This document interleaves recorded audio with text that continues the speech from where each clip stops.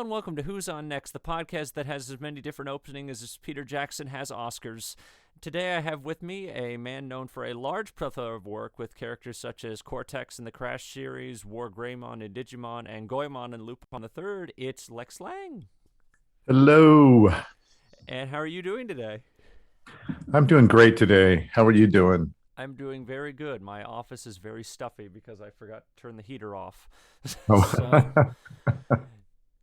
yeah, no, so I guess let's get this started. What is it that got you into acting? What got me into acting? Well, that's a good one. I think it was as a kid when my cousins and aunt would come visiting, we would always do like a little show, and seeing the response of the family members, how excited they were and how they laughed and they sang along and they did things, that interaction was so fulfilling to me that it was like the bug that bit me. And thereafter, I was really excited to be able to get into performing in grade school. I was in the band and I played a few different instruments. And then in high school, it was drama. And in college, it was, theater. And after that, it just kept going. And what was the thing that made the conversion over to voiceover happen, I guess? Well, the event was I was really good. I am still, but I was visiting a friend of mine on the set of a movie called Susie Q. My friend Bentley was in, and the woman who played his girlfriend in it was Amy Jo Johnson, who was the Pink Power Ranger at the time. Yeah.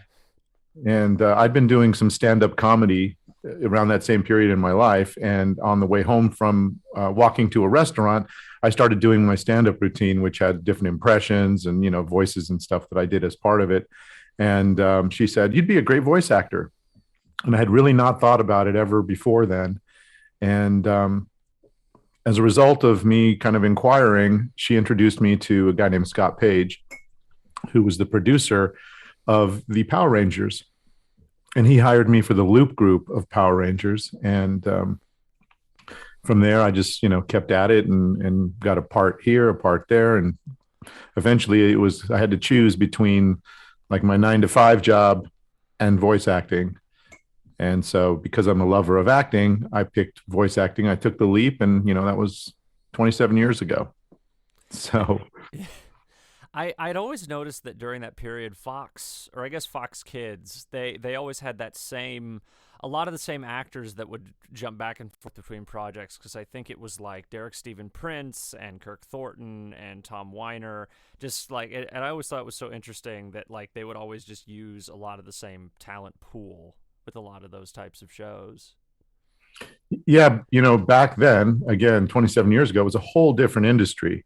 There was really only about maybe 50 people in that talent pool for those types of projects. And it was very segregated. There was like live action and Fox Kids kind of talent pool. And then there was like the Hanna-Barbera and the Warner Brothers talent pool. And there really wasn't anything yet for video games because they didn't have the capability in terms of the memory to be able to put voices or audio pieces and things in with video games. It was very, very small amounts of memory. And it wasn't until probably a decade later that technology caught up and was able to do, cut scenes and different dialogue and lots of dialogue in video games. But yeah, to answer to refer to that statement you made, it was sort of limited. There were only about 50 people that were doing all those shows. Wendy Lee and, like you said, Kirk Thornton, Richard Epcar, some of those, Tony Oliver. And that was also part of the group that worked for Saban Entertainment at the time.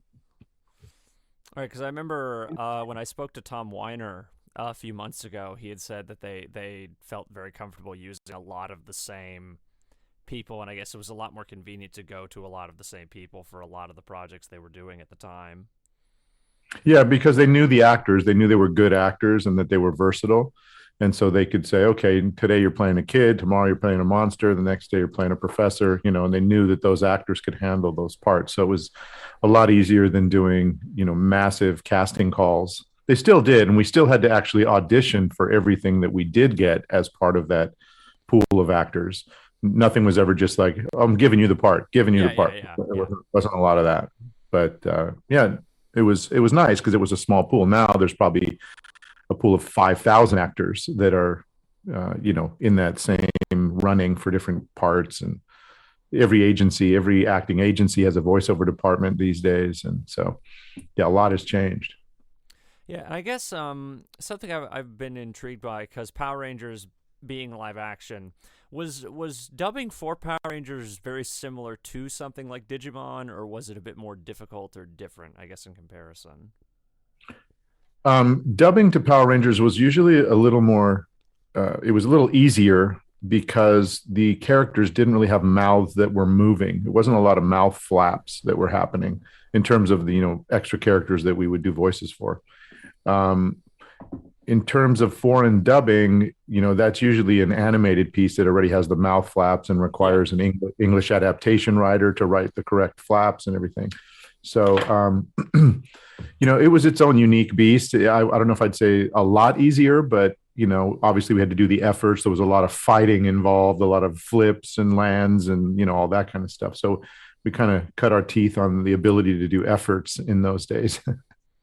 I know that from what I know, especially when I spoke to Tom Weiner, they allowed a lot of creative freedom with some of the monsters because I think because a lot of the monsters I think in Japan with those shows they didn't really have a lot of character. So I think from what I recall, they would allow a lot of actors or the writers to basically do whatever they wanted. Because I remember there was one specific, I think it was Epcar or I don't remember who, but there was like a rapping pumpkin character was like one of the famous monsters that they like tweaked with. And I don't know, did you ever really get any of that with some of the stuff you did on Power Rangers? Like did they allow a lot of creative freedom with how you did it? Yeah, they were always pretty good about trusting the actors they brought in for the parts. And, again, Scott Page Pactor, sadly he passed away this year, but he was always really open and giving to the actors to say, okay, what do you have in mind? Here's what it looks like. Here's kind of what the Japanese were doing with it. What's your take on it? And so we would experiment, and he would say, maybe try like, let's say someone was doing I don't intend to do, that kind of voice. They'd say, well, why don't you try one that's got a little more gravel in it, like something, So we'd end up doing these kind of really quirky, that's what happens when you send a moron to do a mutant's job, like kind of crazy characters that we would end up with. So yeah, that was definitely due to the freedom we got to do different characters. Yeah, I guess with another thing relating to that period of time, because there's been a lot of on and off people that have recurringly done Digimon, or people that have come back and forth doing different Digimon series, and you were WarGreymon specifically, from what I remember, in Digimon. Now, because I know a lot of the Digimon, when they went through different forms, they would sometimes share an actor. Because I know Kirk, I think, did all of Gabumon's different forms. And I think between Agumon it was 3 different actors. Now, was there ever like was that always the intention, or did they like try to have the actor play the same role, or like all the different roles for the character, or like did you know how that worked? Yeah, I think that if the character like digivolved at some point, that they would want to alter the voice, and sometimes they would pick the same actor, but rarely they would either combine it with another voice, or they would pick another voice entirely for that iteration of the character. So I know there was. I'm trying to remember if it was which WarGreymon or Omnimon or one of those where it was 2 of us. I think it was Kirk Thornton and I playing the same character. So one of us would record first, and the other would basically try to mimic and match the exact pacing, but with a little bit different voice, and they would blend the 2 together to Yeah, that create that. yeah, that was Omnimon. I think that was in the Digimon movie when they Yeah, did that one. yeah, yeah. So, we saw a variety of either someone new doing it or combining a couple of the actors who were doing the different forms to be the final form. Because I think for Tamers, you actually did get to do that. Because I think you did that with Cyberdramon in Digimon Tamers. Because I think you did all the different forms of that. Though I think so. I think Yeah, no, they did the double voice thing with like the final forms because they did that with Beacock and Bloom with Mhm. Gallantmon and those characters. And that was like you would have to listen to the other actor, like they had already done the performance, and then you had to like match up to what they were doing first. Normally, Yeah, depending on who went first. Like if I was the first in that week, I would do the basic, you know, version of it, and then the other actor would come in later in the week or the next week and would listen to mine, and mainly for timing, not necessarily for performance, but just for the timing. If it's let's get him, like he'd have to say let's get him, like whatever it would yeah, be, they'd match up exactly. yeah. I guess another big thing that you've been very known for, I think, God, 20 years now almost, was Neo Cortex in Crash, still doing it to this Yeah. day. Oh yes, Dr. Cortex here. Now, I've always wondered, what was the basis for that voice? I had always been very curious as to, because originally it was Clancy Brown, which was very different from how your Cortex ended up being. So I guess I had always wondered what the contrast was to auditioning for the current version of Cortex, because I didn't know if you had even really known what Clancy's performance was at the time, I guess. I did. I had to audition for the part. Clancy was doing a show on camera called Carnival, I think, at the time, and his on-camera career was taking off. And I don't know what the exact circumstances were behind the entirety of his moving on from that part, but I know that I had a chance to audition for it, and we were given 3 or 4 lines that Clancy had done.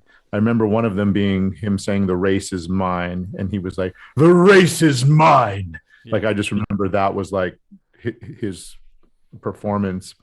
And so I did that. I did the other few lines, and then they gave us a few lines that were basically new ones that hadn't been spoken yet.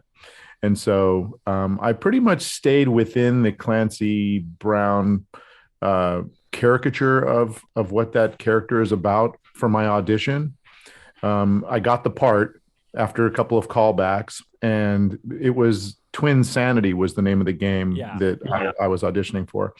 And when I got to the session, um, I guess the design of the character was a little different than it had been. It was, starting to evolve, even in its design form. And the director basically, as right before we got started, said, "We want to move this character into more of a comical villain, and not quite as ruthless and mean. He can still be ruthless and mean, but sort of a bumbling version of that." And so that's what we did. And as part of that, they said, "Here, the lines are written, but after you do the line as written, go ahead and improvise." And so we did a lot of improvisation, which ended up making it into the game.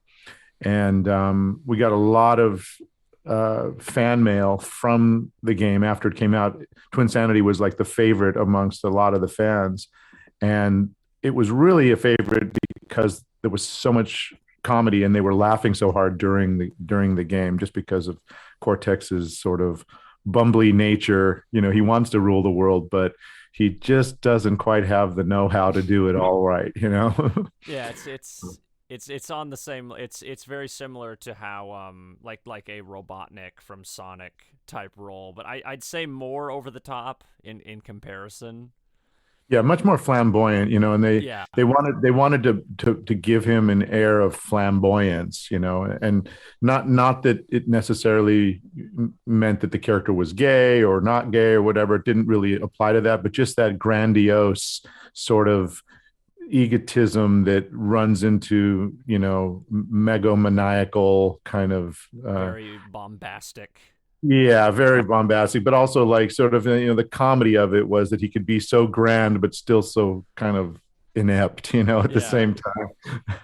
it's And he like cared about things that weren't necessarily like his main concerns, like, "Oh, we really need to get new drapes in this place," like silly things that like made no sense for the game, but really brought out laughter in the players. So yeah. um, Is yeah, that once we did that, then the subsequent games that came after that, they're like, "Okay, really stay in the comedy vein, stay in the comedy vein, stay in the comedy vein." So they started writing for that as well over the years, and this year, I think it was 18 is 18 years I've been doing it. Yeah. And I didn't do the first three because that was Brandon, somebody, and then Clancy. And then when I picked it up, I think it was like the fourth game, maybe the fifth game was Twinsanity. So I did all following Twinsanity, and then they remade the first three in Insane Trilogy. So I think the only one I haven't done is Wrath of Cortex, and although it's sort of a fan favorite, it didn't do well in terms of a game and its sales, and so they even threw a joke in to it might have been Twinsanity or it might have been one of the subsequent games, but it was like, we all know that Wrath of Cortex didn't do well. He was talking to some penguins, and then he like turns around and goes, fish. Like he offers them some fish because that'll get them. Yeah, I that's like I know that's a very famous like out of context scene I see go around on Twitter a lot. It's not even the line preceding, it's just a fish. Yeah. Yeah, no. I guess what was it? I guess getting to do basically the first three Crash games again, but now with your own performance. I guess what was that like in comparison? I guess. Well, that was a very strange time for me because I had the voiceover session scheduled. They usually schedule those things 3 or 4 weeks in advance. And my brother passed away like 8 days before Ooh. that session, and it was a sudden. He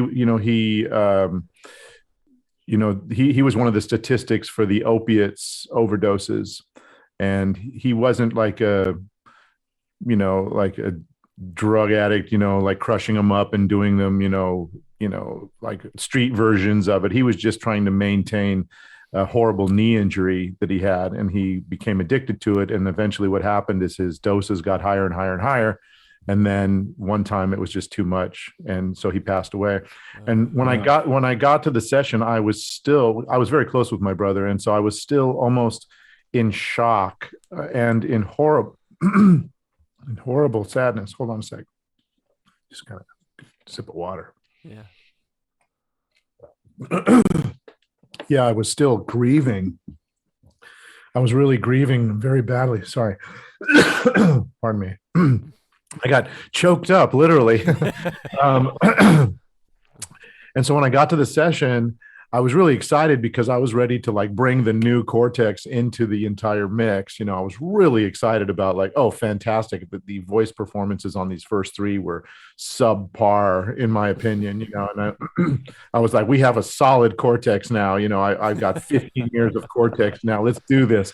And when I got there, they said, okay, what we're going to do is we're going to play you the original, and we want you to basically mimic what you hear in the original.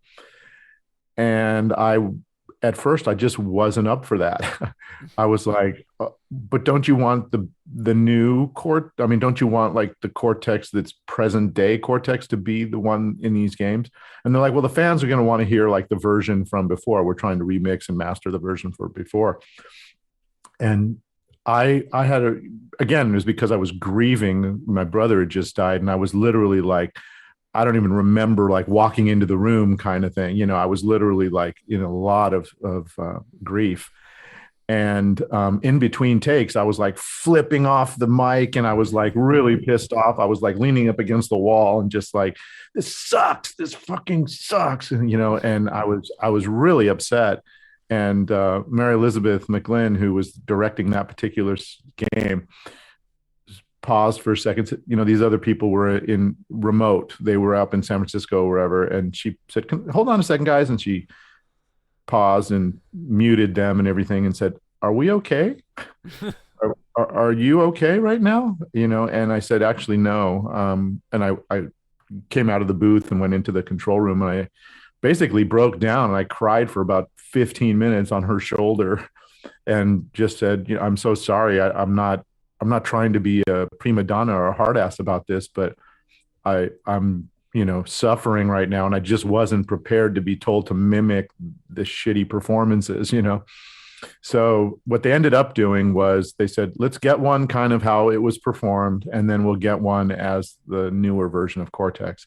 And from what I understand, they used a fair bit of both, which kept it, had the continuity for the original games, but also brought out some of the flavor of the new and improved Cortex. So, but yeah, that was, to this day, it's funny because I think back about the different sessions that I've had over the years, and like, do I have any regrets of any of the sessions? And maybe there's one or two, but that one was always at the top of the list. And just recently I called Mary Elizabeth, who's a dear friend of mine. I mean, we've been in music groups together, and she was at my wedding, and like she's been in my life for decades. And I called her and I said, hey, I just want to apologize. And she's like, for what?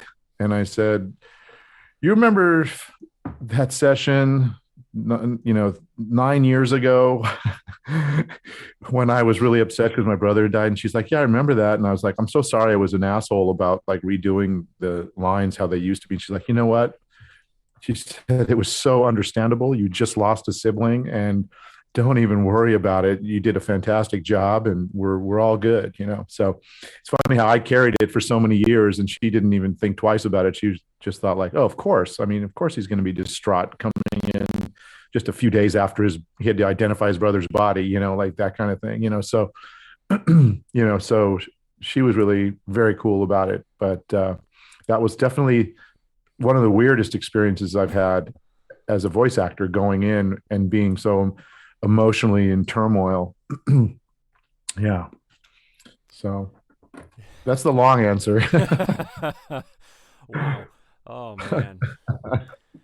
To say it's so interesting because I think with I don't remember if they brought any of the old actors back. I think you were the only one with Crash 4, if I remember correctly. I think you were the only one to come back. And I had always been intrigued because I remember Mike Pollock had told this story about when he did Sonic Colors. He auditioned for it and he didn't know that it was a Sonic thing, and he got the part again after they had already recast the whole cast. Now, did they ask you to come back for Crash 4, or was it another audition? No, with Crash, after Twinsanity, they just called me and said, we've got another Crash. Okay, yeah. They were very, very happy with what I was bringing. They still are very happy with what I bring to the character, and it really has become a fan favorite all over the world. So that's that. They just call me when there's a new one. It's so interesting because I think, I think everybody with the last Crash game, I think it was just you were the only one to come back, from what I recall. I think so. Maybe Corey Burton? I might be remembering something wrong. I think I might be flip-flopping the two things, but it was something like that. Yeah. I guess some I've been intrigued about because you've been in a lot of comic book shows, like related to like Justice League Unlimited, The Batman, Brave and the Bold, Avengers: Earth's Mightiest Heroes. Were you ever like a big comic book fan, or is that just kind of more a big coincidence that you've been in so much of that kind of stuff? I think it's more of a coincidence. I was aware of comic books, but never a collector. Where I was a real big fan was Star Wars. It just hit me as a kid. When I saw it, it was like, oh my God, this is something amazing. And so it was something when I'd go to Comic Cons, we called sci-fi cons back then.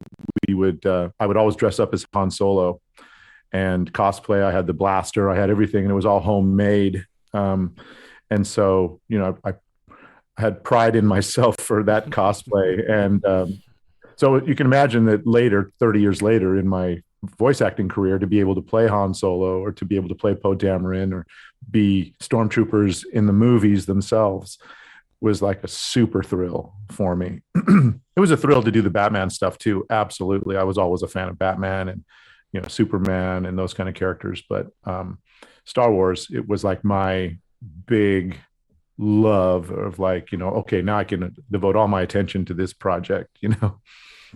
Yeah, because I think it was Battlefront 2. I think was I think you played Han Solo in that. Because I know I played Han Solo for a few different games. I think I started in Rogue Squadron 3. It was a GameCube game. Yeah. And then I did Battlefront 2. And then when they remade Battlefront 2, I just played Poe Dameron in the one that they just did a couple years back before the Oh, like pandemic. the new Battlefront 2. Yeah. Yeah. I guess with big franchises like that, because I like asking actors that have done a lot of franchise work or things of that nature. Is there a character you've always wanted to play in like something big like Batman or Star Wars or things like that? um, I would love to continue to play Batman, but on a series that is like dedicated to Batman, and I get to play Batman in that series.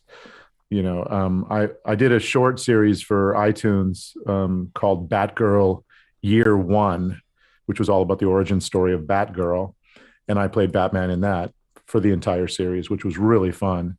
And then I got to play Batman in Batman Brave and the Bold. Diedrich Bader plays Batman, and there's a story arc where Batman gives his cape and cowl to Robin to take over the role of Batman, and I was playing that, so I played Robin being Batman, and that was really really fun and exciting to have that opportunity. And I play the voice of Batman for Mattel Toys, so you can well, you're not seeing video, but if you were to look in my video, you'd see there were Batman figures behind me that Yeah. are all my voice that comes from Batman on those. Do you buy those or do they like give them to you after they come out or something like that? I bought one, but they give them to me mostly when they come out. They'll send me a little care package of here, check this out. Or if I go to do the next one, they'll say, here's the last one. We'll give it to you on your way out. Yeah, because I remember if it was Steve Bloom or who, but I know like I think he buys action figures of like all his characters or something like that, if I remember correctly. Yeah. Um, absolutely.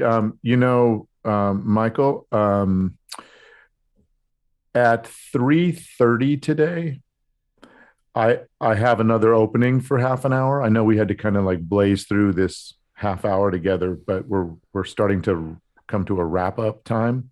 If you'd like, I can jump back on with you and we can continue at 3:30 if you'd like to do that. I If mean, I was gonna say, I mean, I don't really have any other questions. Oh, So, okay. Oh, yeah, great. So I guess I why don't guess we one, I guess one more before we close out.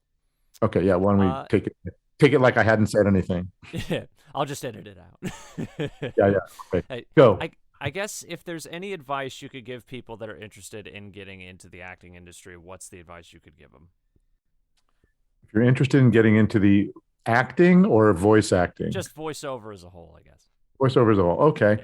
Yeah. Um, well, it is acting, so definitely you should have a love for acting. That's like number one. You should love what you do, otherwise you'll be unfulfilled. And in terms of voice acting, try to get as much experience as you can. Even homemade stuff, uh, YouTube, friends, fan dubs, that kind of stuff. Just start doing it. Start enjoying it.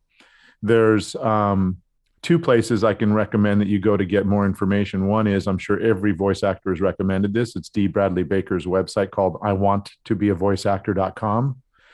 That's a fantastic resource. It's got so much information on it.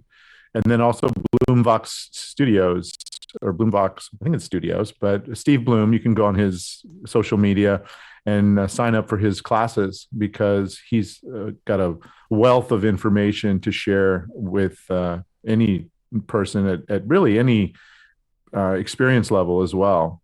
So that would be my main two things, and stay grateful and humble. That will get you a long way.